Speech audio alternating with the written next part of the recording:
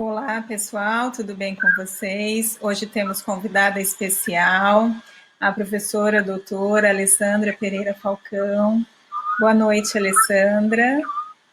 Boa noite, Andréia. Tudo Muito obrigada bem? pelo convite. Que delícia poder ter uma colega tão importante na área de pesquisa e tão produtiva nos atendimentos com crianças e adolescentes. Para nós do Ser Educativo é uma honra muito grande ter essa exclusividade, que eu diria, né? Que é de conhecer pessoas tão importantes e compartilhar saberes produzidos na academia e que podem ajudar professores, psicólogos, psicopedagogos a pensar a atuação em diferentes contextos. A professora Alessandra Falcão, ela é mestre e doutora em Psicologia do Desenvolvimento pela Unesp de Bauru, com supervisão e orientação da professora Alessandra Turini Bolsoni Silva, e ela tem uma experiência bastante interessante também no atendimento clínico de crianças e adolescentes e é docente na universidade. Então, hoje eu convidei para que ela pudesse contar para nós um pouco sobre o programa Promove Crianças, que é um programa cuidadosamente pensado do ponto de vista teórico e prático e que leva em consideração os requisitos que nós consideramos tão importantes para quando vamos pensar em programas de intervenção.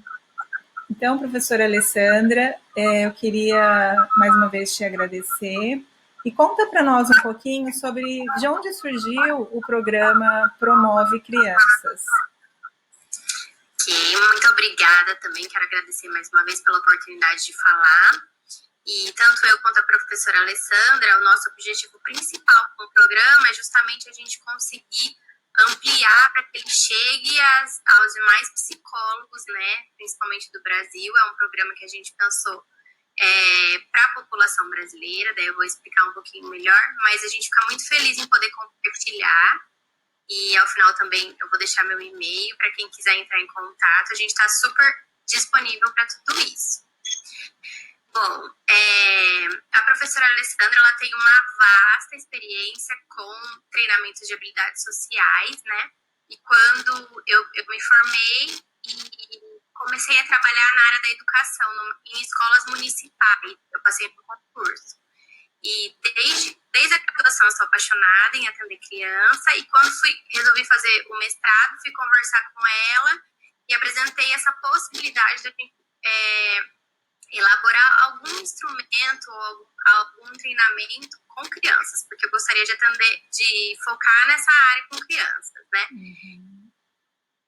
Ela não pensava da mesma maneira que ela atuava bastante nos treinamentos com pais e que já davam resultados muito bons, inclusive no repertório das crianças, e a gente pensava em como que a gente faz para promover um repertório melhor para crianças sem essa interação com os pais, né? Como é difícil isso, sem que a gente consiga chegar no ambiente familiar. Então, ela me abraçou e falou, vamos lá, já que eu tinha a população na escola e essa paixão por crianças, e aí fomos procurar na literatura se a gente conseguia algum treinamento que contemplasse tudo aquilo que a gente queria. A professora Alessandra, ela trabalha bastante com crianças que apresentam problemas de comportamento, né? Então, tanto do tipo internalizante quanto externalizantes, e o nosso objetivo é, então, a gente encontrar um programa que possibilitasse melhorar o repertório dessas crianças, que elas já eram muito estudadas pela professora Alessandra. Internacionalmente, a gente tem vários programas que já estão bem solidificados, mas daí a gente se deparou com essa lacuna da literatura, da diversidade cultural mesmo. Será que as crianças de outros países, né, que passavam por esses programas, elas tinham o mesmo repertório das crianças brasileiras? Então, aí a gente fez uma vasta pesquisa aqui no Brasil de treinamentos em habilidades sociais que buscassem, então, promover melhores repertórios nas crianças com problemas de comportamento aqui do Brasil. E essa foi uma lacuna que ficou, então, pra gente, da literatura. A gente conseguiu encontrar treinamentos que tivessem o mesmo objetivo que a gente, porque Muitos focavam especificamente em uma habilidade ou em outra. Muitos eram de muitas sessões, outros eram para professores aplicarem. Então, a partir daí, a gente resolveu começar a planejar mesmo uma intervenção baseada na literatura, né, nos repertórios das crianças brasileiras, e aí a gente começou do zero, então, a elaborar esse programa. E aí foi a minha dissertação do mestrado. A gente conseguiu elaboramos o programa e ele virou um livro, né? Hoje ele está descrito toda essa trajetória que a gente percorreu e o programa, com todas as sessões, ele está descrito no livro, promove crianças treinamento de habilidades sociais. E no meu doutorado, que eu terminei recentemente, a gente fez uma pesquisa com 40 crianças daí, com grupos experimentais e controle, para ver se de fato o programa estava conseguindo cumprir aquilo que ele vinha se propondo, né? E os resultados foram bem favoráveis. Então, conta para nós um pouquinho sobre o programa. Quais são, assim, os problemas que vocês pretendem resolver? Como que vocês estruturaram? Como que a gente define o público? Conta para nós. Eu produzi alguns slides daqui para facilitar um pouquinho, para tornar um pouquinho mais visível tudo isso, né? Então, essa aqui é a carinha do livro, do Promove Crianças. Aí eu vou passar um pouquinho. Como, então, que a gente chegou ao formato do programa atual? Porque ele passou por algumas modificações aí ao longo dessa trajetória, né? Primeiro, a gente focou que é importante a gente entender a história de cada um dos indivíduos, né, do repertório. Então, quando a gente pensa no treinamento de habilidades sociais, é importante que ele tenha uma estrutura sólida, com quais comportamentos que vão ser trabalhados em cada sessão, mas a gente também consiga contemplar cada uma das crianças que está passando lá pela sessão. Então, eu preciso adequar aquela sessão estruturada para a história de cada um dos indivíduos. Então, para isso, a gente levantou na literatura quais eram os repertórios daquelas crianças que apresentavam problemas de comportamento internalizante e externalizante. Então, quais que foram alguns estudos que tinham feito esse levantamento do repertório? Uhum. E aí a gente... Então, entre repertório de crianças que não apresentavam problemas de comportamento, então crianças que eram habilidosas, e o repertório de crianças que apresentavam problemas de comportamento. E a gente fez justamente essa comparação. Que habilidades será que aquelas crianças que não são clínicas apresentam que a gente precisa inserir no repertório da criança clínica para que possivelmente ela saia desse diagnóstico clínico, né? Uhum. E aí, lembrando sempre, a gente se orienta pela literatura da análise do comportamento, que os comportamentos eles são mantidos no repertório da criança por conta da função. Então, algo que foi muito importante durante toda essa trajetória que a gente conseguiu ver é que aquelas crianças apresentavam problema de comportamento porque elas estavam conseguindo algo que era importante para o desenvolvimento delas, né, e para a sobrevivência, apresentando aqueles problemas de comportamento. Então, possivelmente, em alguns momentos em que elas eram habilidosas, os pais não percebiam ou não davam atenção, mas quando elas eram agressivas, quando elas faziam birra, elas conseguiam aquilo que elas queriam. Então, é importante a gente ter essa distinção de que não é porque a criança quer ser ruim, não é porque a criança nasceu com uma personalidade ruim que ela apresenta aquele repertório que é problemático, inclusive para as relações dela, mas é porque ele está funcionando de uma forma, né? Ele está trazendo benefícios. Só que o problema é que quando essa criança apresenta um problema de comportamento, apesar desses benefícios, então se ela vai no supermercado com o pai, com a mãe, por exemplo, e ela quer alguma comidinha lá, um biscoito, ela tem diversas formas que ela pode se comportar para conseguir aquilo, né, que a gente fala. Ela tentou negociar, não conseguiu. Aí ela faz uma birra, vamos pensar assim. E ela consegue a bolacha, Então, aí ela tá conseguindo aquilo que ela queria. Só que esse repertório dela também tá trazendo prejuízos.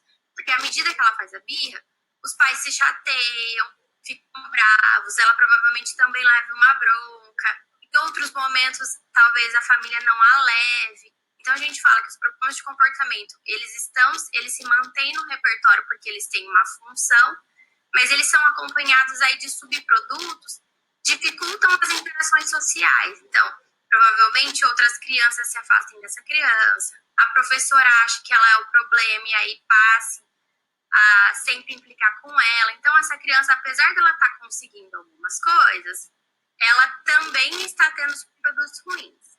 E aí, pensando nisso, quando as outras crianças que apresentam um repertório habilidoso, elas também têm acesso aí a esse reforçador, que a gente chama, né? Só que elas, por apresentarem um outro repertório, esse repertório não vem acompanhado desses subprodutos ruins. Então, a gente fala que as habilidades sociais e os problemas de comportamento, eles são chamados de comportamentos que são funcionalmente equivalentes, porque eles têm a mesma função. Só que a literatura tem apontado que à medida que aquela criança apresenta repertório habilidoso, o repertório de problemas de comportamento tende a reduzir. Por quê? Porque os dois têm a mesma função e o problema de comportamento é acompanhado, então, desses subprodutos ruins que vão causar aí as dificuldades de interações sociais da criança. Ela vai ficar privada de boas relações. Então, à medida que a gente insere habilidades sociais que tenham a mesma função do problema de comportamento, a gente espera, e o estudo tem apontado, que essa criança pare, então, de apresentar aquele problema de comportamento. E foi, então, a partir daí que a gente levantou qual que eram os repertórios, então, de problemas de comportamento que a maioria das crianças que participaram de pesquisa apresentavam. Selecionamos quais que foram, então, esses problemas de comportamento, e aí procuramos na literatura quais eram as habilidades sociais que tinham a mesma função e que tinham essa potencialidade de fazer com que, à medida que o repertório dessas crianças fosse fortalecido de habilidades sociais, o de problemas de comportamento tendesse a diminuir, né? Então, foi daí que a gente partiu. E pensando sempre que a infância é um período muito adequado para a gente instalar repertório, porque mesmo que aquela criança já tenha um repertório problemático, como há um curto período de tempo, e como as crianças são muito abertas e muito sensíveis às respostas do ambiente que elas estão inseridas, né? Então, tanto a escola quanto o familiar, a gente consegue fazer com que aquela criança mude muito facilmente de repertório, muito mais fácil do que os adultos. Então, a gente partiu desse princípio aí, de todas essas lacunas aí da literatura, né? Opa, voltei aqui. Aí, então, a gente levantou quais eram os problemas de comportamento e quais habilidades sociais poderiam, então, ter a mesma função e daí substituir esses problemas de comportamento. Na literatura brasileira, a gente encontra vários autores que definem aí algumas categorias de habilidades sociais infantis, né? Então, aí eu coloquei alguns só como destaque, que foram os autores base, então, que trouxeram aí quais eram as categorias de comportamento que seriam importantes de serem inseridas no nosso programa. E lembrando sempre que muitos estudos, muitas pesquisas brasileiras já têm mostrado intervenções são muito importantes, né, e têm trazido resultados muito importantes para os repertórios das crianças, intervenções com professores, com as crianças e combinadas. Só que a gente tinha lá na Unesp uma grande dificuldade de adesão e participação dessa população adulta nas pesquisas. Então, com a criança na escola, que é um ambiente no qual ela já está inserida, né, que ela já está lá todos os dias, e que os professores, quando eles enxergam que aquela criança tem algum problema de comportamento, ela traz algumas dificuldades ali de interação dentro da sala, ele se torna muito aberto para facilitar a participação da criança na interação. E os pais também, porque são pais que grande parte das vezes são chamados muitas vezes na escola, que a criança traz algumas dificuldades. Então, a gente conseguiu uma adesão muito grande à população de criança. Em contrapartida, essa dificuldade que a gente tem encontrado de que pais participem efetivamente e professores, né? Então, também foi um requisito que facilitou e que favoreceu com que a gente conseguisse entrar nas escolas e que a gente conseguisse uma grande população de crianças participantes aí do nosso programa. Ótimo. E aí essas crianças, elas são de qual faixa etária? Ó, no mestrado, a gente fez com crianças do 2º e 3º ano do ensino fundamental. Doutorado, a gente fez com crianças do 1º ano, porque a literatura tem apontado que é uma fase de transição, de bastante dificuldade. As crianças do 1º ano têm apresentado mais problemas de comportamento do que das outras idades, então a gente queria ver se o programa já era sensível para mudanças logo no início aí da trajetória escolar, né? Mas as atividades do programa, elas podem ser usadas por crianças até, eu falo assim, do ensino fundamental, e se adaptar a algumas das atividades, aí a gente pode ir até lá pelo 8º ano, 9º ano, acho que a gente consegue aplicar. Ótimo. Vamos falar um pouquinho, agora a gente já está compreendendo, então, que há um foco no Promove Crianças, que é ensinar crianças que já têm um quadro de problemas de comportamento, né? Eles já apresentam um conjunto de problemas de comportamento, ou seja, é um programa que ele tem um foco que é o tratamento também, né, Alessandra? Isso sim. O que difere um pouquinho de outros programas, né? Podem ser aplicados assim na sala de aula em todas as crianças, que tem um foco mais em prevenção. O programa, ele pode ser usado para prevenção à medida que, quando a gente está instalando um repertório aí de habilidades sociais nas crianças, a gente tende a prevenir que elas apresentem problemas de comportamento. Mas ele foi elaborado como uma forma de tratamento, justamente. Quando a gente está falando aí da psicologia preventiva, ele é uma forma de tratamento, porque ele é indicado para crianças que já apresentam esse repertório clínico para problemas de comportamento internalizantes e externalizantes. Então, são crianças que chamam muita atenção de professores, de pais e de pessoas em geral por onde elas passam, porque são crianças que estão sempre quebrando regras, são agressivas e, ao mesmo tempo, não conseguem se expressar, são tímidas, têm alguns graus de depressão. Então, são crianças que atormentam mesmo assim, os ambientes nos quais elas estão inseridas. Entendi.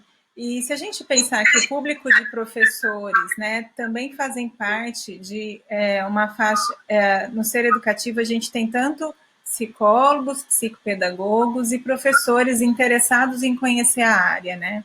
Então, se a gente pensar do ponto de vista dos professores, né, a gente sabe que os professores, eles são importantes informantes, né, Alessandra, para identificar essas crianças, né? E também eu tenho feito um trabalho muito, que eu considero que é fortalecedor do trabalho do professor, de que ele também se veja no papel de fazer mediações que ajudem essa criança a mudar a sua forma de se relacionar com os outros, né? Então, se a gente pensar por esse ponto de vista, o professor pode aprender estratégias que a gente utiliza na intervenção psicológica para que ele também faça na sala de aula, né?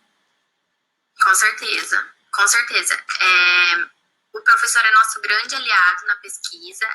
A pesquisa acontece dentro da escola e sem a colaboração da equipe toda lá, a gente não conseguiria realizar. Então, assim, a escola sempre abre as portas, tanto para emprestar um ambiente, quanto os professores para responderem os nossos instrumentos diagnósticos, né, aqueles instrumentos que vão mostrar de fato que a criança apresenta problema de comportamento na escola e qual é o problema de comportamento.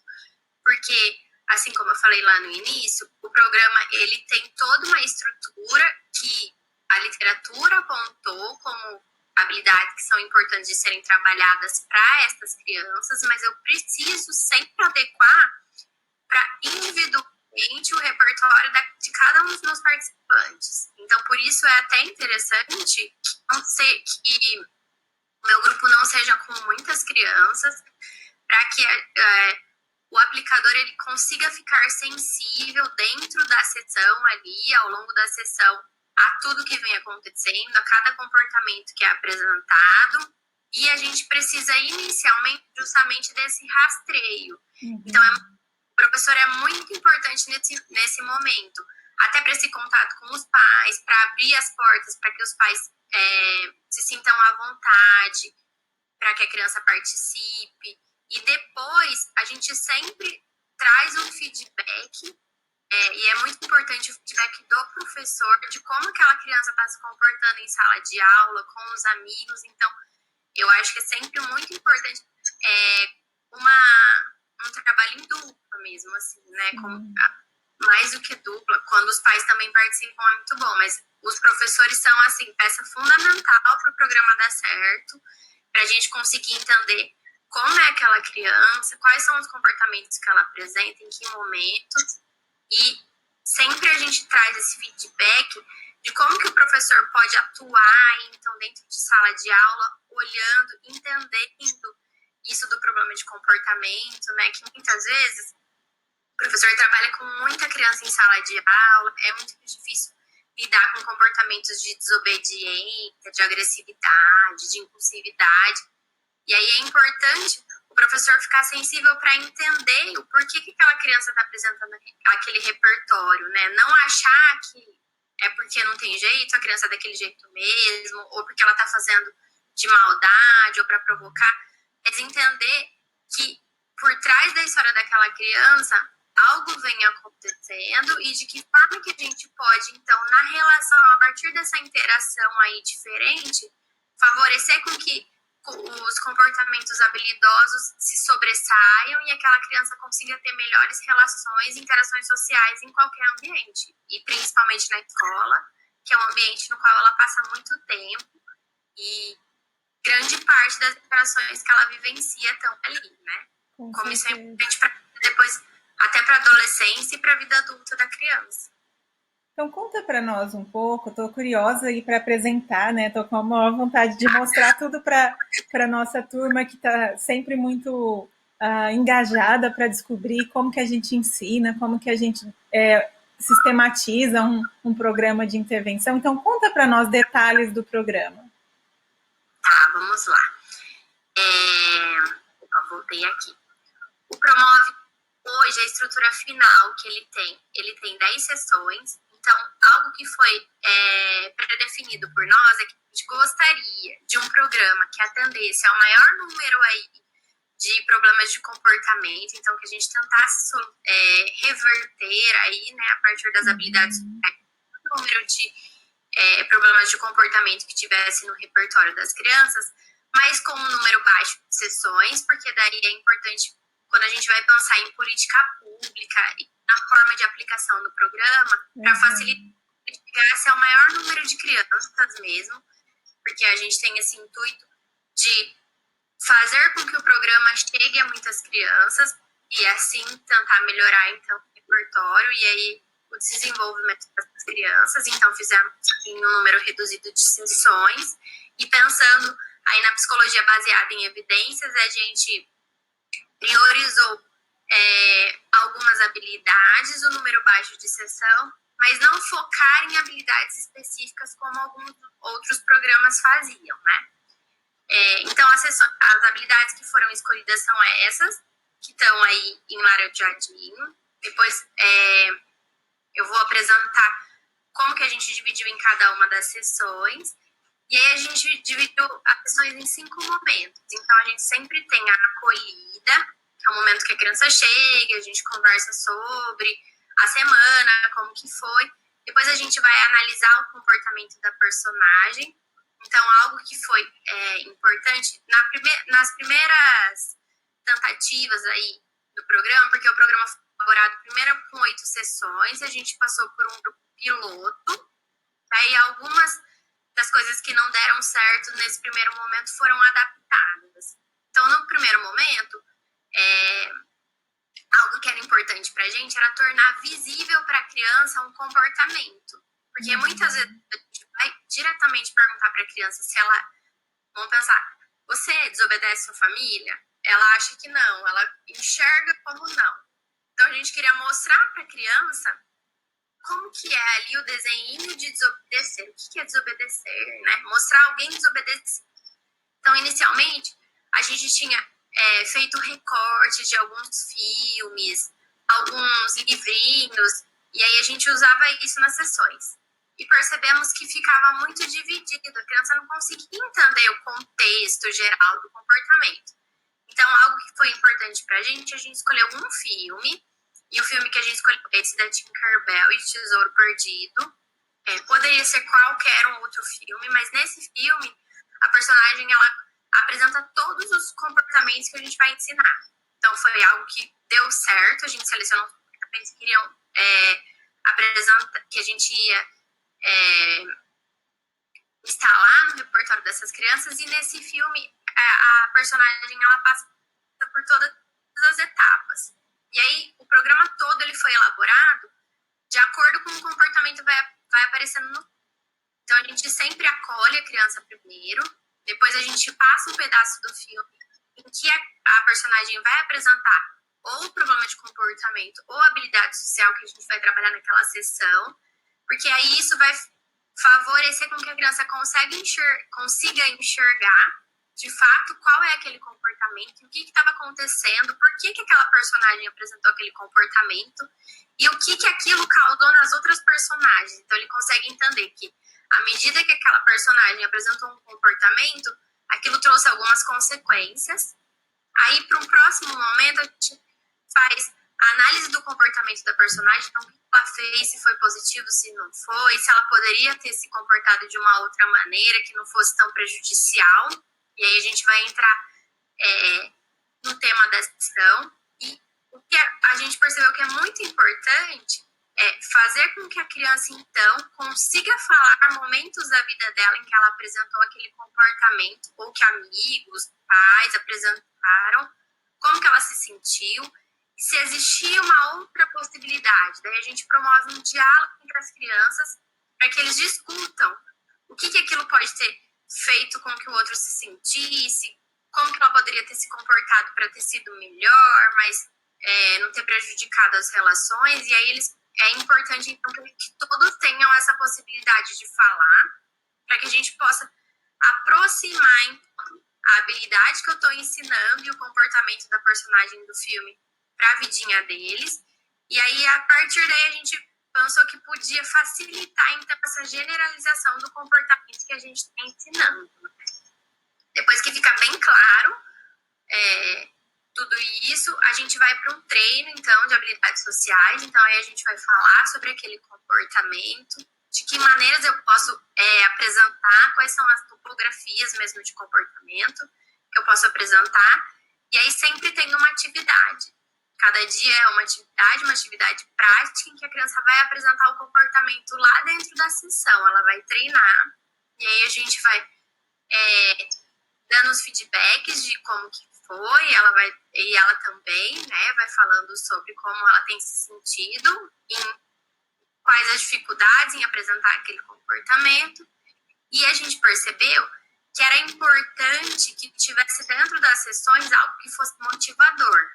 Não só a gente falar do comportamento e ela pensar nos benefícios que ela teria fora da sessão com aquilo. Mas dentro da sessão, que todas as crianças conseguissem cumprir tudo aquilo que a gente combinasse, que elas tivessem uma valorização do comportamento dentro da sessão. Então, a gente pensou, a gente chama aí de um reforço arbitrário, né? A gente usa um colarzinho, aquele que assim, de festa, e parece que é muito bobo, mas as crianças lutam por ele, assim. Então, dentro da sessão, em todas as sessões, a gente combina que se a criança conseguir participar, discutir, falar sobre e realizar o treino de habilidades sociais, que ela vai ter o direito de usar aquele colarzinho por um tempo da sessão. E se ela usar o colar em todas as 10 sessões, na última sessão ela pode levar embora para casa, como um troféuzinho assim mesmo. E isso tem sido um motivador. Depois desse momento que a gente chama da hora do reforço, a gente vai para o final da sessão, em que conversa sobre o comportamento que foi sugerido naquele dia, quais são as dificuldades, de que forma ela pode apresentar aquele comportamento fora, e vai como se fosse uma tarefa de casa. Inicialmente a gente tinha uma tarefa de casa mesmo, mas percebemos que talvez com as crianças não funcionasse tão bem como funciona no treinamento dos adultos, porque a gente pode estimular com que a criança minta que ela fez alguma coisa para ela conseguir aquele reforço, né? Então a gente estimula que faça. Na outra semana, na acolhida, a gente conversa sobre e acolhe os que conseguiram fazer, os que não conseguiram, quais foram as dificuldades, mas não é uma tarefa como algo que obrigatoriamente tem que ser cumprido. A gente deixou um pouco flexível por conta de pensar que talvez a gente estivesse favorecendo que algumas crianças mentissem para que a gente valorizasse o comportamento delas, né? Que a criança é um pouquinho diferente do adulto. Então, a estrutura geral do programa é sempre essa. Todas as sessões passam por todos esses passos. E aí, o que muda é a atividade que a gente vai fazendo, a parte do filme que a gente vai assistir, a conversa que a gente vai ter com as crianças. À medida que vão passando as sessões, elas vão ficando mais entrosadas e aí elas conseguem se expor melhor, né? Algo que é já na primeira sessão, e eu vou falar um pouquinho, que eu trouxe um exemplo, que sempre que a gente vai trabalhar em grupo, que a gente inicia essa primeira sessão, então, falando sobre regras do grupo, né? Da importância de eu respeitar o outro, de eu acolher o que ele vai falar, de eu prestar atenção, de eu não tirar sarro. Então, da importância disso, para eles conseguirem se abrir o máximo que puder. E com criança, a gente faz regrinhas mesmo bem específicas, a gente faz um cartaz de regras, do tipo, tem que pedir para ir no banheiro, não posso rir do outro, tem que prestar atenção. E todas as sessões a gente inicia retomando essas regras aí de um bom funcionamento do grupo, lembrando sempre que a criança precisa respeitar todas as regras para que ela tenha o direito de usar o colar naquele dia, né? Então, sempre tá lembrando ali, olha a regra, lembra disso, lembra daquilo.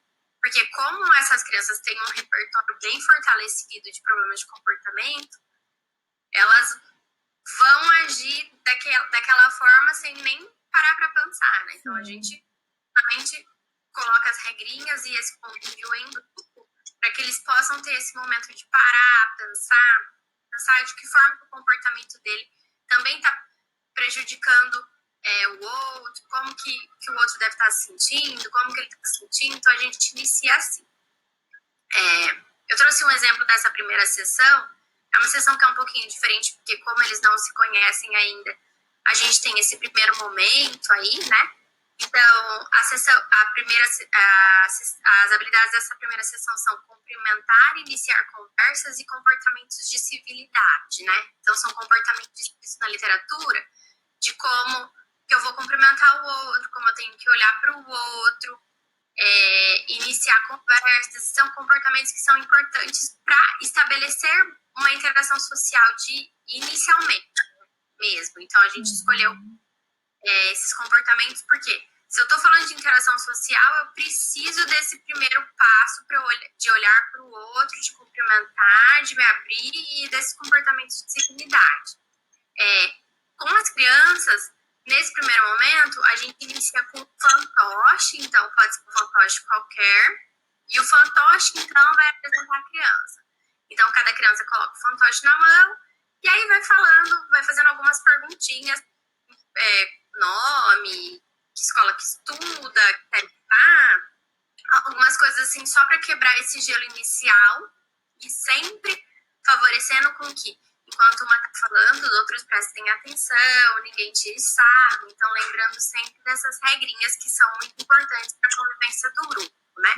Esse momento de acolhida, nessa primeira sessão é um pouquinho diferente por conta deles ainda não terem a interação, mas sempre vai ser a chegada dos participantes, retomar a regra, fazer com que eles se acalmem, porque eles saem bem afobados, assim, para participar das sessões. Grande parte das crianças são muito animadas para participar, gostam bastante. Então, esse primeiro momento é para falar sobre a semana, se aconteceu uma coisa que não foi tão legal, para o outro acolher, todo mundo se olhar. Então, a gente fala que sempre tem alguns temas que são principais das sessões, mas em grande parte das sessões a gente vai estar trabalhando todo o repertório. Então, aqui a gente vai falar de cumprimentar, mas também vai mostrar também a importância de eu olhar para o outro, de eu esperar a minha vez, coisas que vão sendo trabalhadas em outras sessões, mas que sempre, de alguma maneira, tenta manter no repertório da criança, ensinar de forma rápida, né? Então, o aplicador, ele tem que sempre estar prestando bastante atenção em como que a criança está se comportando naquele momento, lembrando que provavelmente nos outros ambientes, a criança, quando ela apresenta aí uma habilidade, ela não seja reforçada de imediato. Então, a gente tem que favorecer com que ali dentro da sessão a criança não apresente algum comportamento que deixe de se reforçar. A gente sempre acolher. Então, se eu percebo que ele não está muito bem, né, naquele dia, que olhe para ele, favoreça com que ele se expresse de alguma forma, acolha. Então, que eu de alguma forma aí esse ambiente reforçador para a criança, né? Aí depois, nesse primeiro dia, a gente passa o comecinho do filme, e aí o comecinho do filme, as personagens estão todas se apresentando, falando bom dia, abraçando, beijando, apertando as mãos, e esses são comportamentos que a gente vai trabalhar nessa primeira sessão, né? Aí depois que a gente assiste o filme, a gente vai conversar sobre esses comportamentos, então como que essas crianças são, será que quando elas chegam na escola elas falam bom dia para a professora, será que se despede do pai, boa noite, então como elas se sentem quando a mãe vem falar um bom dia, uma boa noite, quando recebem um abraço, um beijo, como será que outras pessoas do convívio irão se sentir, se teve alguma vez que ela já falou oi para alguém que não respondeu, então a gente vai aproximando esse repertório que vai ser trabalhado aí daqui a pouco para a realidade dela e que ela consiga entender quais foram as consequências do comportamento dela quando ela apresentou, quando ela não apresentou, como que ela se sentiu. Então, a gente vai favorecendo com que ela consiga contar dentro da escola e fora da escola momentos em que ela apresentou o comportamento e qual foi a consequência, né?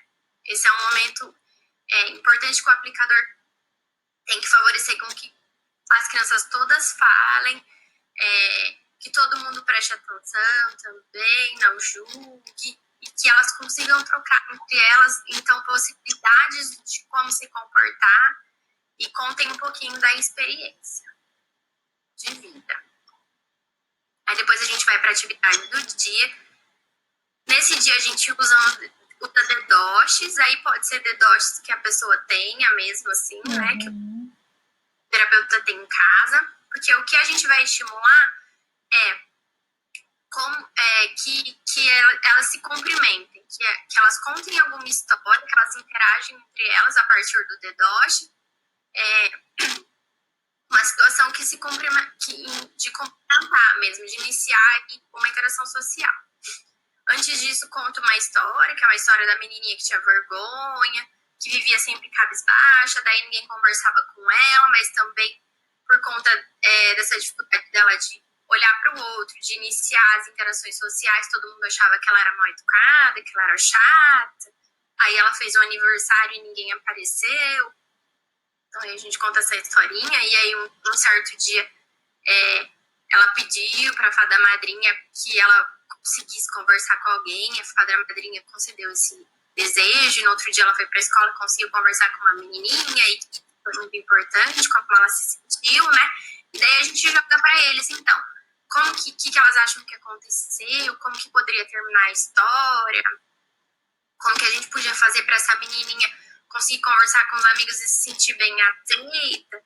E aí, então, a gente distribui os dedoches e eles vão fazer finais da história, de como conversar, de como que se cumprimenta, e aí a gente começa a treinar, então, dentro da sessão, o comportamento. Normalmente eu coloco em duplas, assim, daí eles vão, para todos terem a chance de fazer mais de uma vez, mais de uma história. Os deboches, eles facilitam bastante essa interação aí, porque não é a própria criança que está se colocando, né, a personagem. Para esse primeiro momento que eles não se conhecem muito ainda, costuma funcionar bem.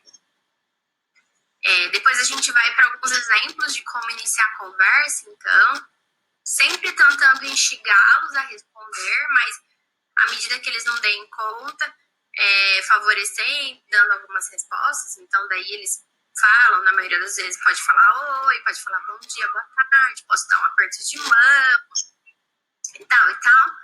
Depois desse momento a gente vai para a hora do colar, então, se todo mundo tiver participado bem e não tiver descumprido muitas regras, eles vão ganhando colar e eles ficam super ansiosos à medida que você vai distribuindo os colares. Eles vão, e aí como eu fui tia, me comportei, não me comportei, então é um momento bem legal de interação. E aí, pro fim, a gente vai para uma atividade que sempre vem em anexo lá no livro. Nessa atividade é uma atividade de escrita e de pintura. Então, aí eles vão relembrar tudo que a gente falou na sessão e vão colocar aí nos balõezinhos de conversa que comportamentos que eles poderiam ter aí de cumprimentar, de iniciar a conversa, depois de tudo isso que a gente viu. E aí a gente inicia. Aí a gente encerra com a despedida, que é a tarefa de casa, que aí a gente retoma os objetivos da sessão, relembra o que eles conversaram, o que é para fazer, como que eles podem apresentar aquele comportamento. Então, assim, eles já vão sair da sessão. É importante que eles falem tchau, eles podem dar um abraço e um beijo. Vão chegar na sala de aula, como que eles podem já falar oi para a professora. Lembrando, na próxima semana, quando eu for buscar você na sala, você não pode esquecer de me dar um abraço, um beijo. Então, a gente vai estimulando com que eles apresentem aquele comportamento naquela sessão e que tragam as dificuldades para a próxima. Muito legal. E mais legal, né, que eu vou te ouvindo contar e vou pensando nos professores que a gente tem acompanhado, né, e que muitas vezes eles falam, Andréia, mas como que eu vou ensinar essas habilidades na escola, no currículo, né? Essa não é uma tarefa específica do psicólogo, né? E aí eu sempre falo, Alessandra, que a gente tem dois objetivos diferentes, né? Pelo menos dois. A gente na clínica, no atendimento psicológico, a gente normalmente recebe a pessoa, a criança, né, o adolescente, com uma queixa, né? Então, o programa Promove Crianças, ele já tem uma intenção de um tratamento, ele já foi organizado para psicólogos que queiram trabalhar com o tratamento e ensino de habilidades sociais para diminuir problemas de comportamento. Então, este realmente é um trabalho específico do psicólogo. O psicólogo vai usar de instrumentos específicos para avaliar, que a gente nem chegou a comentar, mas eu sei que vocês fazem avaliação antes e depois, né? Tanto de comportamentos, como de problemas, tanto de habilidades sociais, como de problemas de comportamento, para identificar se é clínico, se não é. Mas como o nosso grande público é professor, eu acho que a ênfase nem seria essa avaliação psicológica, né? E sim deles entenderem que o ensino de habilidades sociais, socioemocionais na escola, ele depende de uma sistematização, sabe? E que essas habilidades, que podem ser essas que você apresentou, ou outras que estão na base, então, por exemplo, quando a gente fala, né, civilidade é tão importante de ser utilizado na escola, e muitas vezes o professor espera que o aluno venha com esse comportamento de casa. E às vezes ele não veio, ele não aprendeu, ou a forma como ele aprendeu não é a forma que o professor deseja que ele utilize na sala de aula. Então, como que eu vou ter que ensinar ele a falar bom dia, boa tarde, né, olhar para mim, dar um sorriso, isso é desejável, até porque a gente sabe que quando eles ensinam essas habilidades, melhora o desempenho acadêmico, melhora a interação com o grupo, enfim. Então, acho que o grande exemplo, e muito obrigada mais uma vez por compartilhar todo esse cuidado na preparação de um programa, mas transpondo para o nosso público de professores, é para a gente conseguir ter uma ideia de como que isso, por exemplo, se concretiza na sistematização de um projeto dentro da escola, né, em que a gente possa ensinar habilidades como prevenção até a problemas, que se instalem problemas de comportamento. Então, quando a gente ensina essas habilidades, pode ser que a gente já esteja fazendo prevenção, né? Beleza. Então, muito... Sim, eu acho que é muito importante mesmo.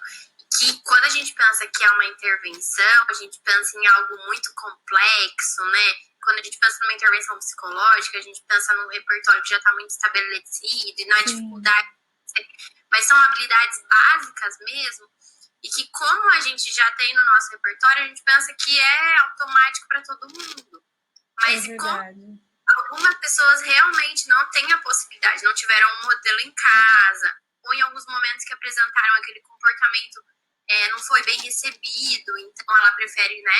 A gente fala, alguém tem vergonha, porque talvez tentou dar um bom dia e não responderam, ou tentou dar um bom dia e levou uma resposta ruim. Então, como é importante que o professor tenha esse olhar de que são habilidades que são facilmente ensinadas e que ele pode favorecer no dia a dia com as crianças, que elas apresentem e valorizar. Então, eu já vi até na internet algumas vezes que professores criam cumprimentos específicos para cada aluno, né? Então, como isso aproxima aí a interação social do professor com o aluno de uma forma simples e básica, que seria dar um bom dia, que parece que pra gente é tão corriqueiro, mas muitas vezes existem muitas pessoas que não, né? Que não tentam fazer não dão um bom dia pra ninguém, que passam em lugares e não dão um bom dia. Como a gente faz, como a gente se sente bem quando o outro faz isso por nós. Talvez tem pessoas que não saibam mesmo, assim como você falou, que não tiveram a oportunidade de aprender. Então, o que a gente pode pensar e criar, sempre que a gente trabalha de uma forma lúdica, ela sente bem, né? Ela se abre de uma outra maneira para conseguir criar o repertório dela. Então, de que sim, os professores podem aplicar isso no dia a dia da escola, com facilidade, que vão, com certeza, prevenir muitos problemas de comportamento. Principalmente a gente pensando em crianças aí que estão no início do período escolar, que estão chegando aí e tendo que se adaptar a novas regras, a organização e responsabilidades. Talvez algumas dessas atividades favoreçam muito a interação social entre elas e o olhar do professor acolhedor mesmo, assim, reforçador para aqueles comportamentos que vão sendo apresentados por elas é fundamental, eu penso.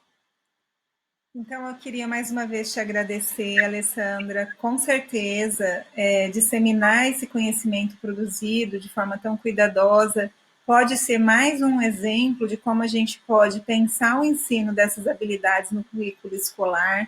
A gente sempre diz que a parceria psicólogo-professor ela é muito desejável, né? Por mais que a gente saiba das limitações e das dificuldades de se ter um psicólogo em cada escola, o nosso desafio e a nossa rede de apoio que a gente está fazendo pelo Ser Educativo é disseminar, então, que esses conhecimentos produzidos possam ajudar pessoas, psicólogos, psicopedagogos e professores a pensar uma atuação científica de ensino dessas habilidades em diferentes contextos.